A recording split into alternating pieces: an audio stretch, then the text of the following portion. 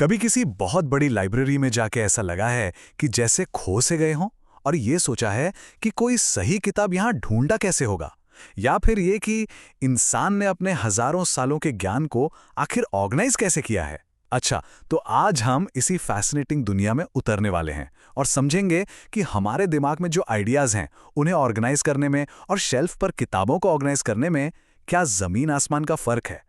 सुनने में ये शायद आसान लगे, पर यही फर्क है जो हमें बताता है कि हम जानकारी को कैसे ढूंढते हैं और कैसे इस्तेमाल करते हैं।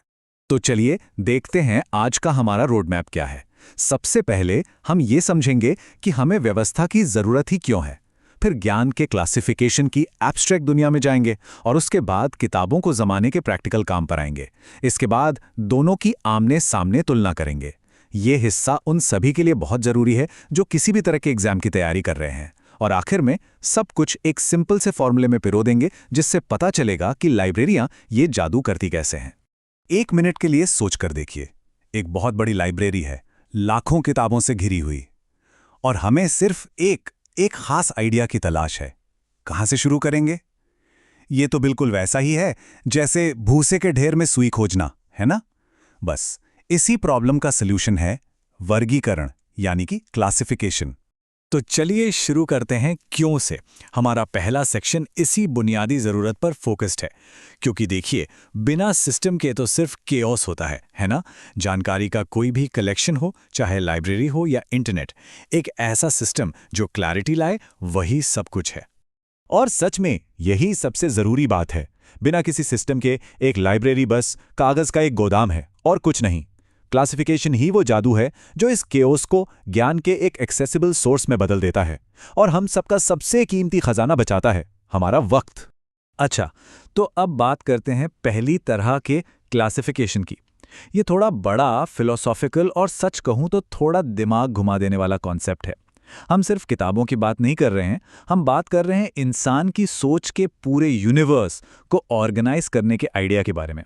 तो नॉलेज क्लासिफिकेशन का मतलब क्या है? इसका मतलब है हम जो कुछ भी जानते हैं, हर सब्जेक्ट, हर आइडिया, हर कॉन्सेप्ट, उसका एक बहुत बड़ा कॉन्सेप्चुअल मैप बनाना। इसे ऐसे समझ सकते हैं जैसे सभी आइडियाज का एक फैमिली ट्री बनाया जा रहा हो। ये पूरी तरह से एक थ्योरेटिकल इंटेलेक्चुअल एक्सरसाइज है।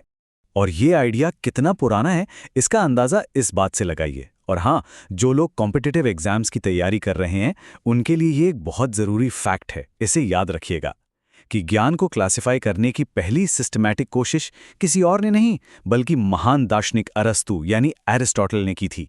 इस आइडिया की जो बात सबसे फैसिनेटिंग है, वो है इसका नेचर। नॉलेज क्लासिफिकेशन पूरी तरह से एब्स्ट्रैक्ट है, मतलब ये सिर्फ विचारों और भावनाओं की दुनिया में ही एग्जिस्ट करता है।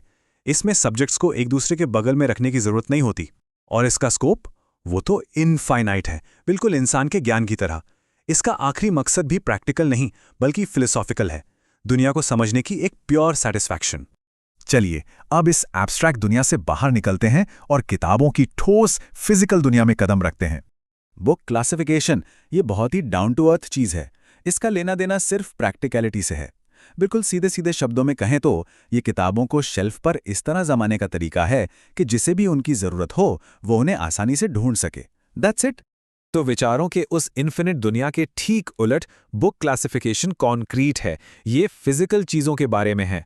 हम जो सिस्टम इस्तेमाल करते हैं वो नेचुरल नहीं है, वो आर्टिफिशियल है, जिसे हमने सिर्फ ऑर्गेनाइज करने के लिए बनाया है। और हाँ, यहाँ एक हेल्पफुल ऑर्डर होना सिर्फ अच्छी बात नहीं, बल्कि एब्सोल्युटली इसेंशियल है। इसका दायरा भी लिमिटेड है, बस उन किताबों तक जो असल में हमारे पास हैं। ओके, तो हमने दोनों कॉन्सेप्ट्स को अलग अलग समझ लिया है। अब बारी है इन्हें आमने सामने लाने की।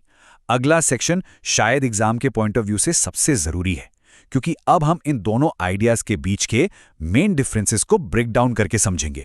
सबसे बड़ा फर्क है इनके आधार में।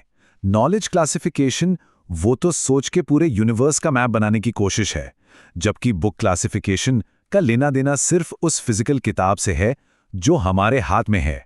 और इसी वजह से इनके मकसद भी बिल्कुल अलग हैं।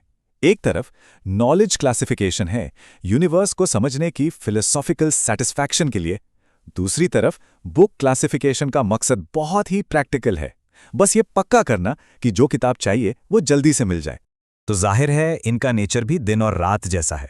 एक है एब्स्ट्रैक्ट, जिसका ताल्लुक विचारों और भावनाओं से है, और दूसरा है कॉन्क्रीट, जिसका ताल्लुक कागज पर स्याही से है। यहां तक कि इनका स्ट्रक्चर भी अलग है। देखिए, नॉलेज क्लासिफिकेशन चीज़ों के नेचुरल ऑर्डर को दिखाने की कोशिश करता है, जैसे बायोलॉजी या फिजिक्स एक दूसरे से कैसे जुड़े हैं। लेकिन बुक क्लासिफिकेशन एक आर्टिफिशियल स्ट्रक्चर इस्तेमाल करता है, इंसानों का बनाया हुआ सिस्टम, जैसे कि ड्यूई डेसिमल सिस्टम। और आखिर में बात आती है स्कोप की। ज्ञान वो तो इन्फिनिट है और उसका किसी खास ऑर्डर में होना ज़रूरी नहीं, लेकिन एक लाइब्रेरी में किताबें लिमिटेड होती हैं और एक हेल्पफुल ऑर्डर के बिना पूरा सिस्टम ही बेकार है। तो अभी तक हमने दो अलग अलग दुनियाएं देखी हैं, एक थियोरेटिकल और दूसरी प्रैक्टिकल। अब इस आखिरी सेक्शन में हम देखेंगे कि लाइब्रेरी में ये दोनों मिलकर कैसे एक पूरा सिस्टम बनाती हैं। ये फॉर्मूला सब कुछ बहुत खूबसूरती से एक साथ ले आता है। इसे ऐसे समझिए, नॉलेज क्लासिफिकेशन हमें एड्रेस का पहला आधा हिस्सा देता है, यानी सब्जेक्ट जैसे एस्ट्रोनॉमी और उसका जनरल क्लास नंबर। फिर बुक क्लासिफिकेशन हमें एड्रेस का दूसरा आधा हिस्सा देता है, मतलब उस एक किताब की स्पेसिफिक डिटेल्स और उसका यूनिक बुक नंबर। जब इन दोनों को मिला दिया जाता है, तब जाकर हमें वो पूरा यूनिक कॉल नंबर मिलता है जो लाइब्रेरी में दिखता है, और यही है लाइब्रेरी क्लासिफिकेशन। तो सबसे ज़रूरी बात यह है, लाइब्रेरी क्लासिफिकेशन क्या को कहाँ से जुड़ता है। मतलब ये एब्स्ट्रैक्ट सवाल कि ये किताब किस बारे में है को कॉन्क्रीट जवाब कि ये किताब शेल्फ पर ठीक कहाँ मिलेगी से जुड़ता है। बस एक लाइन में यही है पूरा जादू। तो हमने देखा कि कैसे ये दो अलग अलग क्लासिफिकेशन सिस्टम्स, एक थियोरेटिकल और एक प्रैक्टिकल, साथ मिलकर लाइब्रेरियों को इतना यूजफुल बनाते हैं। लेकिन मैं एक आखिरी सवाल के साथ ये चर्चा खत्म करना चाहूँगा। आज की डिजिटल दुनिया में जहाँ गूगल सर्च और एआई हैं, क्या शेल्फ पर किताबों को फिजिकली ऑर्गेनाइज करने का ये सदियों पुराना सिस्टम आज भी उतना ही ज़रूरी है? इस पर सोचिएगा ज़रूर।